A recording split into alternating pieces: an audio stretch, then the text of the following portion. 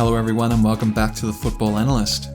So today we'll be looking at the match between Arsenal and Chelsea that finished 3-1, the Gunners being the winners. It was a really quick game to start. There were a lot of mistakes, a lot of turnovers from poor passes, but Arsenal seemed to settle into the match a lot quicker than Chelsea, and that really led to them having a hot start with the 3 goals inside about 35 minutes, which really set up the day for them. They didn't have to do too much other than see the game out. Chelsea scored again in the second half, but Arsenal still had most of the possession, most of the play. But without further ado, we'll jump into the starting formations. So as you can see, both teams set up in a 4-3-3, but had different tactics both in possession and when they weren't in possession. Xhaka and Odegaard in particular sort of operated as number 10s. They would both make runs beyond sort of the strikers and the wingers. Particularly Odegaard and Xhaka on this left wing. Most of the play in the first half for Arsenal came through this left wing. Odegaard could be seen, floating across in the middle of the park because the ball was over here so much. Xhaka sometimes also would drop in and allow Zinchenko to come up wide and be a natural left back. As we all know, Zinchenko often operates as a second pivot, but sometimes Xhaka would come in here and it would allow Trossard to dip into an inverted winger and Zinchenko to come higher up the ground, and it really messed with Chelsea's press and allowed Arsenal to play through pretty comfortably at times. So that will be what we'll be looking at.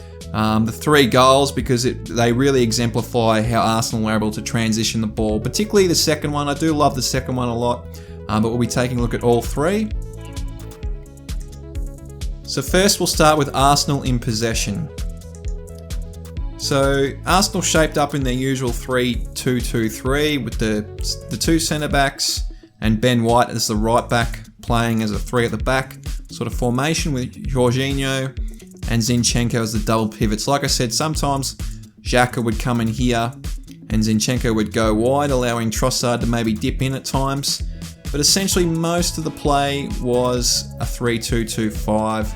a 3-2-2-3, with Jesus also sometimes coming short, playing like a false 9 at times, which really did help overload, particularly this left flank. Zinchenko would come in, would often loop around, and all of a sudden they've got a 4v3 really on this side of the park, which they really utilise well. So that's what we'll be looking at, particularly in the first and second goal.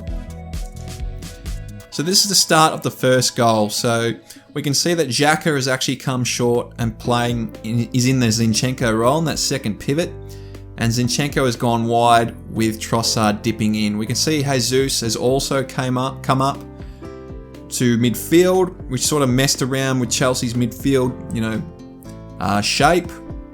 And all of a sudden they've already got a 3v4 on this wing. Enzo Fernandez has not come across.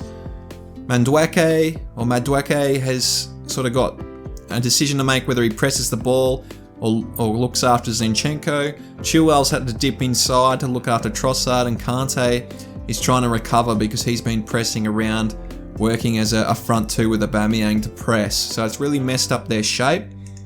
The ball gets played to Zinchenko, and really Jesus has just wandered back into his sort of position, natural striker position, and Enzo has just let him waltz through. He's able to just hit Jesus in this pocket of space. It's really great vision. And we can also see that Xhaka has kept moving forward. He's made his run forward. He's actually made a lot of ground. If he's back here, he's actually ran past Madueke, and Kante hasn't really followed him. And it's causing a lot of confusion because Enzo hasn't picked up Jesus. Fofana's sort of had to look after him because he's picked the ball up, which has meant that Azpilicueta has sort of have 2 people to guard now. He's looking at Trossard and Xhaka because Kante's not come back deep enough to help him out. So it's really caused a lot of confusion. The ball gets played into Jesus, who then takes the ball forward. You can see all the Chelsea defenders are in more of a central position now because Jesus has picked up the ball in front of Enzo. Enzo hasn't got back quick enough, and it's caused the 2 defenders here, Azpilicueta and Fofana, to sort of collapse, allowing Xhaka to receive the ball wide here. The Trossard run also makes a big difference because it draws a lot of players inwards. particularly as Piliqueta, he's had to track Trossard as well, and Madueke has not really come back to help at all, which is quite poor as well. But as we can see, there's no pressure on the ball and it gives him a lot of time, Xhaka in this case, a lot of time to pick across. We can see Odegaard down here, and Kovacic has not really picked him up. And Sterling's back here, really not making any impact on the defensive side of the ball at all. As the opposing winger, you'd really hope that they were back here trying to help out the defense or the back line, because that's really where the back line these days are susceptible to long crosses to the back post. So you'd really hope Sterling would, try a bit harder and get back there. So that's really poor. And then as we can see, he's so far away, no pressure on the ball because as Piliqueta's had to look after Trossard, Xhaka's just able to make eye contact with Odegaard, and they know exactly, they're on the same page, they know exactly what each other's going to do. Odegaard just holds his position. Kovacic panics and decides to go forward, thinking that that's where he's going to receive the ball. And the ball's just cut back very nicely, and that's the first goal. A very great finish from Odegaard, very poor defending from Chelsea. In terms of the second goal, this was very similar, and this is probably my favourite of the two. Again, Zinchenko has stayed wide with Xhaka sort of playing in midfield. He's not quite as deep as before, but he's definitely come up a lot deeper than usual. We can see Trossard. Pretty sure that's Trossard. It might be Jesus actually has come in sort of that's halfway position between the central areas and the wide areas. Zinchenko receives from Gabriel, and Xhaka turns around and receives the ball in this massive pocket of space. If we go back to the last image, we can see Enzo's here, and Kovacic again is not really coming up to cover. Enzo can see that Xhaka is free, but he's had to deal with Zinchenko because he's playing the pivot position, and Kante has gone up the press. So Xhaka's really been left to his own devices, and Kovacic is just strolling. He's not really doing anything here. He could come up and help because there's another overload here. There's another 4v3 because Jesus has gone wide, Trossard's gone higher, and Zinchenko has got the 1v1 here, and Xhaka's just left these two in their wake. Now, these are their two defensive midfielders. Kovacic and Enzo Fernandez were playing as defensive midfielders, holding midfielders for Chelsea in their mid-block, and they've just been walked past by Arsenal players. It's very pathetic. I know Lampard, I don't think he's the best tactical coach, but he can't really do much when his players are giving this type of effort and performance. But the ball gets played to Xhaka, they've got an overload on this side of the park. Xhaka runs the ball forward, Trossard sort of holds his position in that inside, half space, and Jesus has gone wider to receive the ball. So they've sort of got a 3v3 now. Madueke's he's gone, he's out of the play, he's not really making an effort to get back, and they've got a 3v3, which is very good for Arsenal.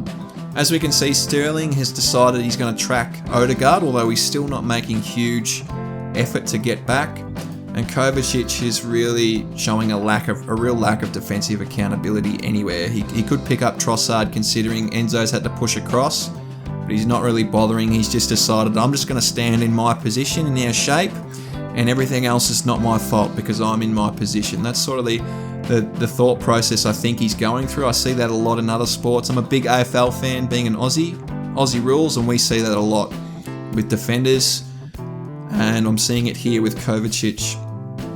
But as the ball gets played out to Jesus, we can see Kovacic hasn't rolled over. He can see the play, so it's really poor. He's just allowed Trossard to receive the ball. Madueke is not really putting in any effort either. Xhaka has continued his run, which has drawn Enzo back because he doesn't want Fofana to have to leave his central centre-back position. So he's trying to track that run while Azpilicueta protects the ball. And that's just left Trossard free because Kovacic hasn't picked him up. So Trossard gets the ball. Madueke's had to scramble back. Enzo's had to scramble back and get stepped. Lots of scrambling going on. Xhaka's just held his position. He's gone forward and then come around to receive while Jesus has dipped in, and he's able to again receive the ball in this pocket on the wing because Azpilicueta's tracked Jesus. So it's really great movement off the ball by Arsenal players. It just screams Manchester City. We all know Mikel Arteta obviously was a disciple of Pep Guardiola. He was the assistant for a long time, and it just screams Manchester City on this flank. Just the off-ball movement's just fantastic, and this is why I love this goal. The ball gets played to Xhaka, and we can see again he's got plenty of time to make eye contact again with Odegaard, and Sterling has no idea what's going on. This is why I really don't like attacking wingers having to play in a deep block. If you decide you're going to play in a deep block against a team, you really got to make sure that your wide players, your wingers, have some sort of defensive nous or accountability, because Sterling and Madueke just scream that they don't care what's going on back there. They don't really want to go back in there and defend. They're not very good at it. They just want to get the ball back and play on the counter. And Odegaard probably sensed this. He's waited until Sterling's not looking and has just taken off, made eye contact with Xhaka. Xhaka's played a great ball under no pressure again and has hit him for a goal. And then this is the third goal. So this is more of Chelsea trying to press. This is Arsenal playing out of the back. The ball gets moved to Xhaka again, who's come out wide. He often picked these positions up. This time Zinchenko's still in his pivot position, so they've had to come back inside. And instead of playing here, putting Zinchenko under pressure with the three Chelsea players around him, he's seen that there's a big pocket here for Trossard to receive the ball. All he has to do is dink it around, and Trossard should be able to pick that up. So it's great vision from Xhaka. He's playing really well this season for all the stuff he copped when he first got around to Arsenal. He's a bit of a hothead, but he's starting to play really good football. But Trossard receives the ball in acres of space. This has caused Fofana to have to come up to protect, to make sure he can't turn around and just drive the ball forward. But it's meant that he's been pulled out of position because Kovacic hasn't come across. Odegaard's still free here also, and there's a big gap between the centre-back and the right-back. But Xhaka's played a 1-2 with Trossard, which is great player movement and ball movement. He picks the ball up. Jesus has realised Fofana's out of position. Really intelligent. He just attacks that space. Xhaka sees this and hits him straight away. And all of a sudden, Chelsea defenders are panicking. They're panicking right now because they're going down. They could be going down 3-0 straight away in the 33rd minute. So the ball gets played to Jesus. He's able to spin around because of the time and space he's afforded and hit Saka, who's on the opposite flank. It's really great transition out to the other side. Diagonal ball movement really kills opposing teams. If you can get it out from one side to the other in a diagonal sense, it's very, very good ball movement. It creates a lot of great opportunities on that weak side. But Saka recovers the ball. We can see Chelsea are scrambling. And the ball gets crossed in by Saka. And then it gets cleared out to the edge of the box by Chelsea. And Arsenal are able to recycle the ball and get it back to this position in about 10 seconds. And Ben White loops around and gets into a position here to cross. Now we can see that Arsenal have got really great representation at the back post. Nobody's at the front post at all. They're all at the back post, so that Chelsea defenders can't see them because they're focusing on the ball. We can see that Sterling is on the ball right now. Now he's just putting no pressure on the ball. The best thing against a cross, particularly from a fullback who probably won't have a heap of tricks like wingers do, you've really got to press the ball and try and deny them time and space to pick out a player. As we can see, he's got a lot of space between him and the ball and Ben White as Ben White's about to cross.